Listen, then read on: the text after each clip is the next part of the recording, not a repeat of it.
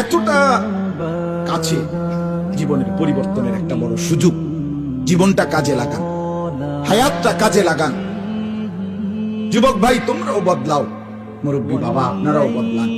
পর্দার আড়ালের মা বোনদেরকেও ফেরাবার চেষ্টা করেন। সবাই গুনাহ থেকে ফিরতে চেষ্টা করেন। মাহে রমজানের যখন চাঁদ উঠে, আল্লাহর নবী সাল্লাল্লাহু আলাইহি ওয়াসাল্লাম বলেন, ফেরেশতা ডেকে ডেকে বলে, ইয়া বাগিয়াল খাইরে আকবিল, হে নেক কাজের আগ্রহীরা এগিয়ে আসো। ওয়া ইয়া বাগিয়াশ শাররি আকসির, হে মন্দ গুনাহের কাজের আগ্রহীরা এবার তো থামো। মাহে রমজান সামনে, এতটা কাছে, জীবনের পরিবর্তনের একটা বড় সুযোগ।